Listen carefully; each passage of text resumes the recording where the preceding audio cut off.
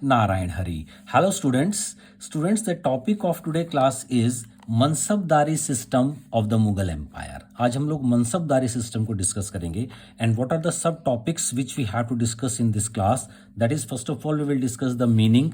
Secondly origin, इसका birth कहाँ से हुआ, ओरिजिन कहाँ था. Then classification of mansabdar, different type of mansabdar in the mansabdari system.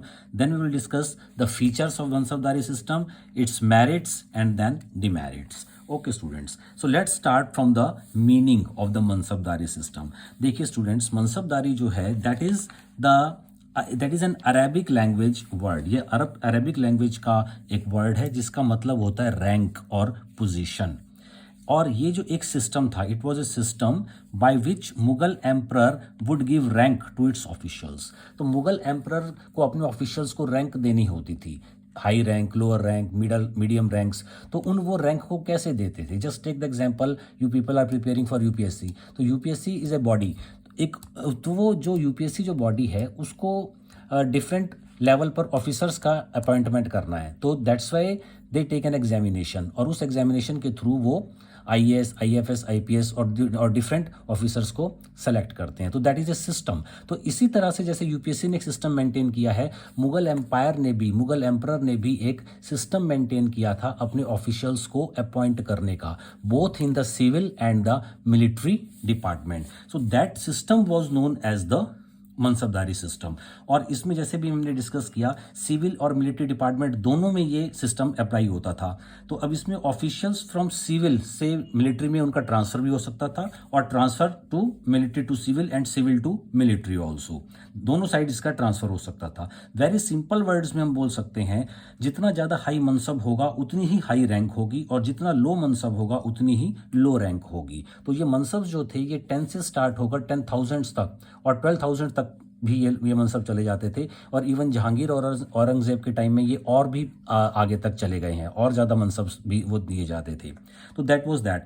अब इसमें इसका मतलब क्या है? जैसे 10 है, 10 का मतलब है कि जो 10 नंबर दिया गया है उसमें 10 सोल्जर्स हैं और उनके ऊपर एक ऑफिशियल को अपॉइंट किया गया है, that is known as the mansabdar. फिर 10 के बाद वो 50 हो सकता है, 100 हो सकता है, 500 हो सकता है, 10 1000 2000. तो डिफरेंट मनसब्स होते थे, और उनका जैसे एक ग्रुप बन गया सोल्जर्स का, और उसके ऊपर एक ऑफिशियल वो अपॉइंट करते थे. तो जिस ऑफिशियल के अंडर में जितने सोल्जर्स होते थे उसी के अकॉर्डिंग उसकी रैंक का पता चलता था, उसी के अकॉर्डिंग उसकी सैलरी भी डिसाइड होती थी, और उसकी क्या पोजीशन है मुगल एम्पायर में, मुगल फोर्सेस में या मुगल एडमिनिस्ट्रेशन में, ये हमें उसकी मनसबदारी की रैंक से पता चलता था. तो अबुल फजल ने क्लासिफाई किया था कि वैसे उन्होंने बताया कि 66 कैटेगरीज थी, लेकिन जो इंपॉर्टेंट जो थी वो 33 कैटेगरीज में मनसबदार को हमने डिफाइन किया है. तो ये अभी हम लोगों ने इसका मीनिंग डिस्कस किया कि मीनिंग का मतलब होता है रैंक, और एक सिस्टम था जिसके अकॉर्डिंग मुगल एम्परर जो थे, मुगल रूलर जो थे, वो अपने ऑफिशियल्स को अपॉइंट करते थे. Now we are going to discuss the origin. इसका ओरिजिन कहाँ से स्टार्ट हुआ स्टूडेंट्स?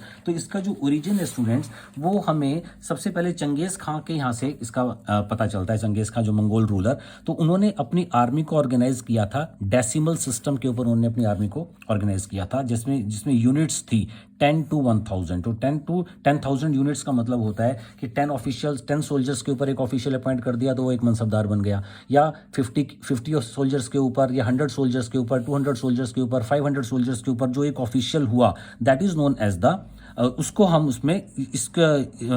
मनसबदारी सिस्टम बोलते हैं. जैसे आज के टाइम में भी आप ले सकते हैं, पुलिस डिपार्टमेंट के अंदर जो लोअर रैंक है उनकी वो हवलदार से है, तो हवलदार के 2 हवलदार, 4 हवलदार, 5 के ऊपर एक एएसआई हो जाएगा, 3-4 एएसआई के ऊपर एक एसआई होगा, एसआई के ऊपर डिफरेंट एसआईज के ऊपर एक एसएचओ होगा, डिफरेंट एसएचओ के ऊपर एक सीओ होगा, डीएसपी, डिफरेंट डीएसपीज के ऊपर एक एसपी होगा, डिफरेंट एसपी के ऊपर एक एसएसपी, एसएसपी के ऊपर डीआईजी, देन आईजी. तो ये इसी तरह से डिफरेंट रैंक्स दी हुई थी. और ये से मनसबदारी में 10 से स्टार्ट हुआ, आप मान लो इसको हवलदार से स्टार्ट होता है, और 10,000 तक चला गया या 12,000 तक चला गया तो वो डीजी तक चला गया, डायरेक्टर जनरल तक चला गया. तो ये इसमें डिफरेंट इसके ग्रेड्स होते थे, और डेसिमल सिस्टम के ऊपर बना हुआ था.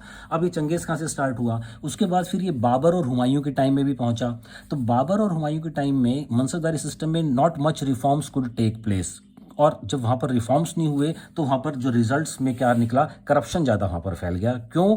क्योंकि बाबर और हुमायूं मनसबदारी सिस्टम को प्रॉपरली टाइम नहीं दे पाए। बाबर तो most of the time Wars में इन्वॉल्व रहा। 26 से 30 तक बाबर ने 4 वॉर्स लड़ी, तो उसके पास मनसबदारी सिस्टम या एडमिनिस्ट्रेशन, सिविल और मिलिट्री को एडमिनिस्टर करने का ज़्यादा टाइम नहीं था। Most of the time he was just busy in the Wars.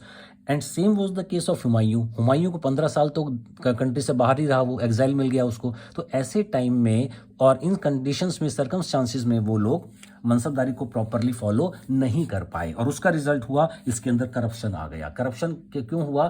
क्योंकि डिसेंट्रलाइजेशन था। दोनों रूलर्स जो थे, बाबर हुमायूं, देवर बिजी इन अदर अफेयर्स, तो वो पूरी कंट्री को एक सेंट्रलाइज्ड रूल नहीं दे पाए, तो वो डिसेंट्रलाइजेशन हो गया। अब जब डिसेंट्रलाइजेशन हुआ तो उसमें जो छोटे रूलर्स जो थे वो अपने लाइकिंग से, अपनी मर्जी से नोबल्स को या मनसबदार्स को अपॉइंट कर लेते थे। कोई सेंट्रलाइजेशन था नहीं, तो सैलरी कहीं पर ज़्यादा मिल रही है, कहीं पर कम है।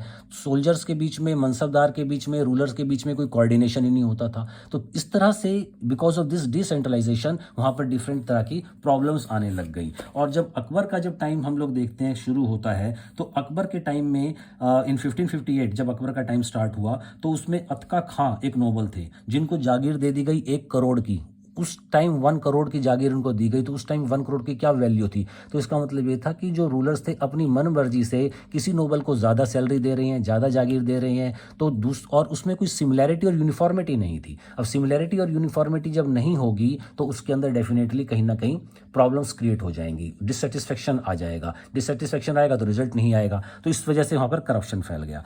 अब अकबर जो था उसके पास प्रॉपर टाइम भी था and he was a very wise person also, we can say that's why he was known as Akbar the great. अब उसने जब ये सारी प्रॉब्लम्स देखी जागीरदारी, उसमें मनसबदारी सिस्टम के अंदर, तो उसने इसके अंदर रिफॉर्म्स करना स्टार्ट किया। और आपने सुना होगा मनसबदारी में 2 इंपॉर्टेंट टर्म्स आती हैं, जाट रैंक आता है और एक सवार रैंक आता है। तो ये जाट रैंक और सवार रैंक अकबर ने इंट्रोड्यूस कर दी। अब इस जाट रैंक और सवार रैंक में अकबर ने क्या किया कि अकबर ने सारी माल प्रैक्टिसेस देखी मनसबदारी सिस्टम की और उसने रिफॉर्म्स करने की सोची, तो उसने जाट रैंक और सवार रैंक स्टार्ट कर दिया।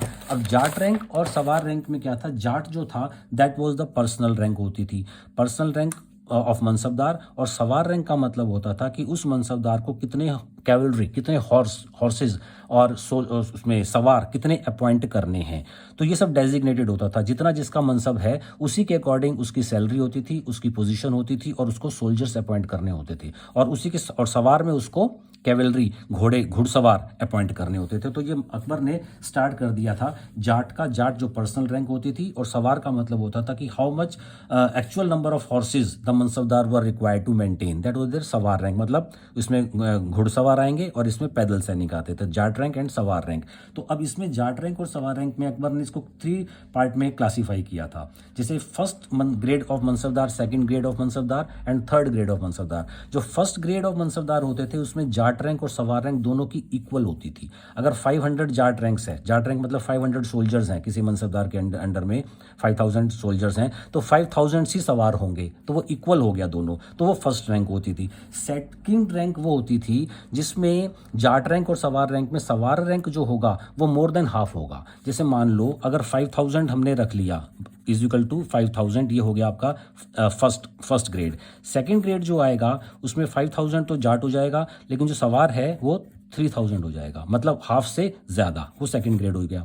थर्ड ग्रेड में जाट रैंक तो 5000 ही है, 5000 सोल्जर्स हैं, लेकिन जो हॉर्समैन हैं वो 2000 हो जाएंगे। 2000 या ज़्यादा, कम या ज़्यादा भी हो सकते हैं। मतलब ये हुआ कि उसके हाफ से कम होंगे, 2500 से कम होंगे अगर हॉर्समैन, तो वो थर्ड ग्रेड हो जाएगा। अगर उसके हाफ से ज़्यादा है, 5000 है तो उसका हाफ 2.5 होगा, 2500, तो 2500 से ज़्यादा हो गया तो 3000 है, तो 3000 अगर हैं तो वो सेकंड रैंक का आएगा। और अगर 5000 इज इक्वल टू 5000, जितने सोल्जर्स हैं उतने ही हॉर्समैन हैं, तो वो फर्स्ट ग्रेड। तो ये 3 क्लासिफिकेशन किए थे अकबर के पर्टिकुलर टाइम में। तो जहांगीर ने इस पर्टिकुलर जहांगीर ने इसमें कुछ रिफॉर्म्स किए। जहांगीर ने एक नया सिस्टम शुरू किया, that was known as the duaspa sihaspa. तो दुअस्पा का मतलब होता है 2 सोल्जर्स और सियस्पा का मतलब होता है 3 सोल्जर्स। तो यहाँ पर ये मतलब था कि मनसबदार जो थे उनको एक फैसिलिटी मिल गई दुअस्पा सियस्पा से कि जो mansabdar was paid double of his indicated sawar rank. तो जितने सवार उसको मेंटेन करने पड़ते थे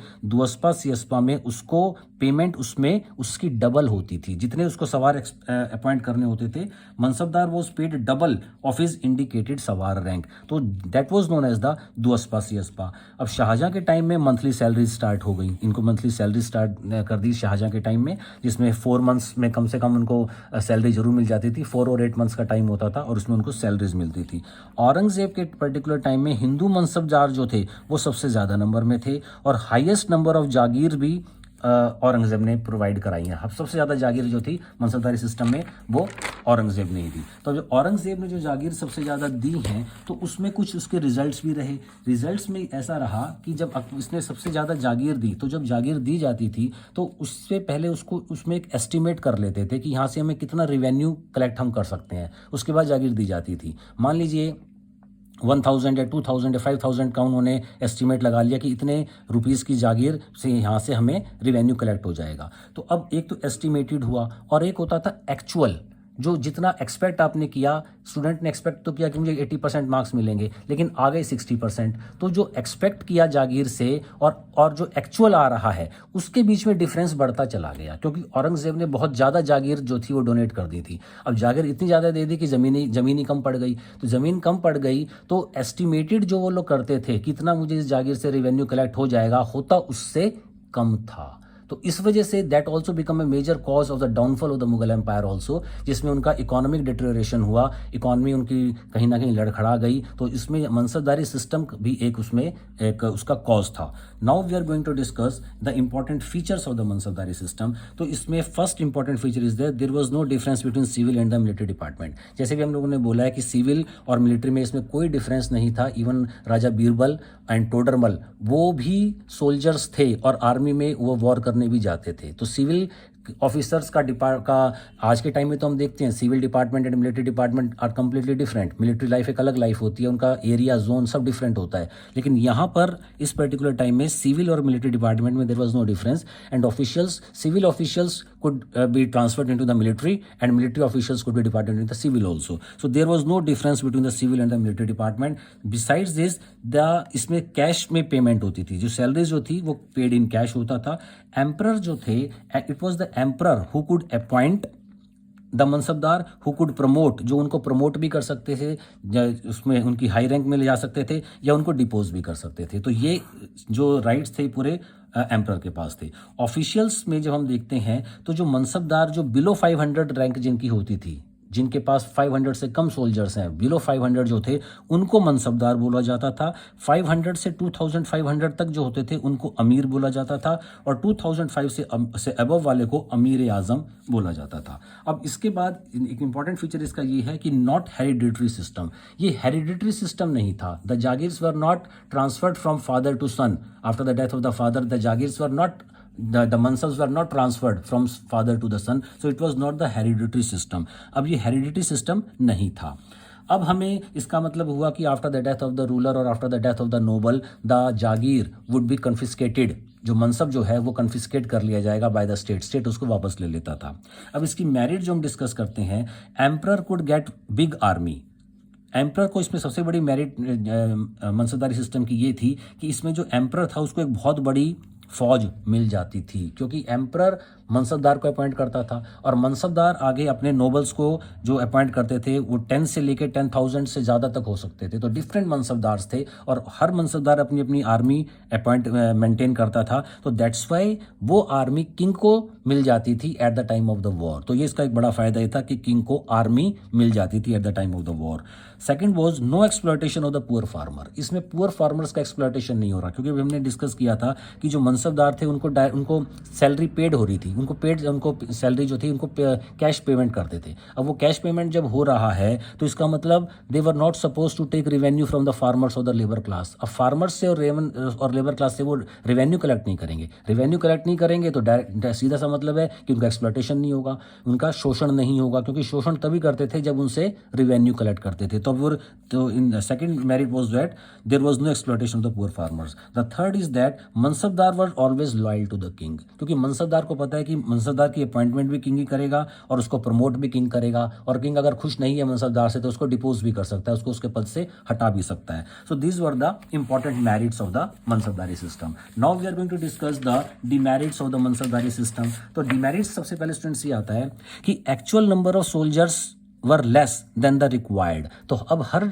मनसबदार को एक पर्टिकुलर नंबर पर जाकर सोल्जर्स अपॉइंट करने होते थे, लेकिन वो करते क्या थे, जैसे डेजिग्नेशन उनका हो गया 1000 का या 2000 का या 3000 या 4000 5000, लेकिन इसका मतलब उनको 5000 सोल्जर्स हैं. अगर उनका डेजिग्नेशन 5000 का है तो 5000 सोल्जर्स उनको मेंटेन करने हैं, उसी रेशो में उनको सवार अपॉइंट करने हैं. लेकिन वो करते क्या थे, नंबर ऑफ जो ऑफिशियल्स होते थे उनको वो कम सोल्जर्स को कम अपॉइंट करते थे. तो उससे क्या हुआ, उससे करप्शन आ जाता था कि सोल्जर्स के जो थे, अब जैसे मान लो इंस्पेक्शन हो रहा है, किंग उनका इंस्पेक्शन करता है, तो उनको किंग के तो इंप्रेशन में है कि इस मनसबदार के पास 5000 सोल्जर्स होने चाहिए, लेकिन उसने अपॉइंट किया है कम, 2000-3000 अपॉइंट किए हैं मान लो, और सैलरी वो है किंग से जो है वो पूरी 5000 की ले रहा है. तो कहीं ना कहीं करप्शन हुआ. तो इस करप्शन को खत्म करने के लिए अकबर ने दाग और चेहरा, जो हमने दिल्ली सल्तनत में लिखा था, अलाउद्दीन खिलजी ने स्टार्ट कर दिया था, घोड़ों को दागना शुरू कर दिया था और हुलिया लिखना शुरू कर दिया था, उनका जस्ट लाइक ए रिज्यूम और बायोडाटा लेते थे. तो उसमें अदरवाइज क्या करते थे मनसबदार, किसी बोगस सोल्जर्स की यूनिफॉर्म पहना दिया, टोपी पहना दिया और घोड़े को लाके खड़ा कर दिया कि ये हमारा मनसबदार है, और उसको सैलरी के टाइम पे उसको ले आते थे. तो इस तरह की जो डिमेरिट्स थी इसके अंदर, ये अकबर ने कहीं ना कहीं सॉल्व करने की कोशिश भी की है. सेकंड डिमेरिट ये थी कि soldiers were loyal to the mansabdars. Soldiers जो थे, क्योंकि मनसबदार उनको अपॉइंट करता है, किंग ने मनसबदार को अपॉइंट किया तो मनसबदार तो लॉयल है किंग का, लेकिन जो आगे सोल्जर्स अपॉइंट हो रहे हैं वो किंग में अपॉइंट नहीं कर रहा. किंग इतने सारे लाखों सोल्जर्स को कैसे अपॉइंट कर सकता है, तो किंग तो मनसबदार को अपॉइंट करता है. तो that's why mansabdar was loyal to the king. But ये जो मनसबदार थे ये आगे अपनी फौज में सोल्जर्स को अपॉइंट करते थे. अब वो सोल्जर्स जो थे वो डायरेक्ट किंग को लॉयल नहीं होते थे, क्योंकि उनकी अपॉइंटमेंट मनसबदार कर रहा है, तो दैट्स व्हाई, और मनसबदार उनको सैलरी दे रहा है, तो that's why they were much more loyal to the mansabdars. तो ये मनसबदार को वो लॉयल हैं. तो जो आर्मी बनी वो नेशनल आर्मी नहीं होती थी. National army, they were not thinking, they were not patriot, you can say, or they were not faithful to the king, not faithful to the state or to the entire country, but they were just faithful to their mansabdar. तो वो national army नहीं थी, ये इसकी demerit थी. मनसब was not hereditary. तो मनसब जो था हेरिडिटरी नहीं था. जैसे हम लोगों ने डिस्कस किया कि after the death of the this mansabdar, जो जागीर थी, जो मनसब था, वो आगे उनके सन को या फैमिली को नहीं मिलता था, वो किंग वापस ले लेते थे उससे. अब वापस अगर वो ले लेते थे तो मनसबदार जो थे वो बहुत ग्रीडी और सेल्फिश बन गए. उनको जो फैसिलिटी मिली हुई थी, उन फैसिलिटीज़ को, रिसोर्सेज को वो अपनी लाइफ टाइम में ही पूरे का पूरा यूटिलाइज कर लेते थे, पूरे का पूरा खर्च कर लेते थे, क्योंकि उनको पता था कि हमारे मरने के बाद ये फैसिलिटी हमसे वापस ले ली जाएंगी. तो जितना वो ले सकते थे वहाँ से वो ले लेते थे, और इस वजह से उनकी लाइफ लग्जेरियस हो गई, वो विलासितापूर्ण जीवन जीने लग गए. They indulged in the wine and women. तो सारा मोरल डिग्रेडेशन हो गया. तो ये इसकी एक डिमेरिट थी. लेकिन जब हम कंक्लूजन लिखेंगे, तो ये तो मेन बॉडी हो गई क्वेश्चन की, लेकिन जब हम कंक्लूजन लिखेंगे तो कंक्लूजन में लिखेंगे कहीं ना कहीं हमें इसको अपसाइड रखना है कि मैरिट जो मनसबदारी सिस्टम जो था that was in the favour of the Mughals, क्योंकि इसमें किंग को एक बड़ी आर्मी मिल जाती थी और फार्मर्स का और पुअर फार्मर्स का, लेबर्स का एक्सप्लॉयटेशन नहीं होता था. और जो मनसबदार थे वो किंग के लॉयल होते थे जनरली, क्योंकि किंग इनको अपॉइंट करता था. तो किंग को at the time of the war they were able to get a big and huge army. तो that was the merit of this mansabdari system. Okay students, next class में हम दूसरे वीडियोस को डिस्कस करेंगे. आप वीडियोस को regular basis पर share भी कीजिए, वॉच भी कीजिए और इनको सब्सक्राइब कीजिए, so that you get this type of videos on the regular basis. Okay students, thanks.